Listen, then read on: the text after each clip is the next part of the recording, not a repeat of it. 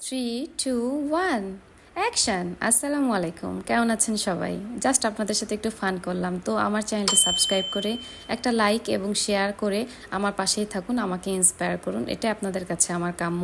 আমি রান্না করছি সয়াবিন মিট খিচুড়ি, যেটা আপনাদেরকে কিছুদিন আগে দেখিয়েছিলাম ছবিটা। তো বলেছিলাম রেসিপিটা নিয়ে আসবো, রেসিপিটা আজকে বলছি।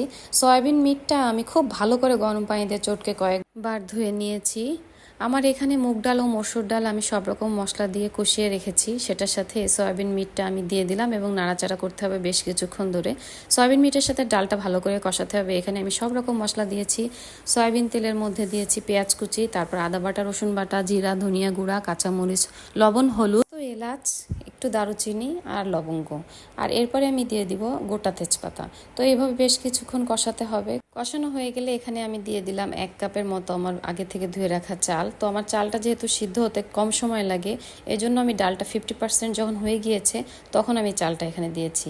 তারপরে আমি এখানে দিয়ে দিলাম 1.5 কাপ গরম পানি এবং এটা দিয়ে আমি বেশ কিছুক্ষণ ওয়েট করলাম। 15 মিনিটের মতো অপেক্ষা করার পরে আমার খিচুড়িটা কিন্তু সম্পূর্ণভাবে হয়ে গিয়েছে। খিচুড়িটা নামানোর আগে আমি এর উপরে কয়েক ফালি টমেটো দিয়ে দিয়েছিলাম। এটা নামিয়ে গরম গরম পরিবেশন করার পালা, এবং অবশ্যই নিজের পরিবারের সাথে এই খিচুড়িটা রান্না করে একসাথে উপভোগ করবেন। ভালো থাকুন, সুস্থ থাকুন।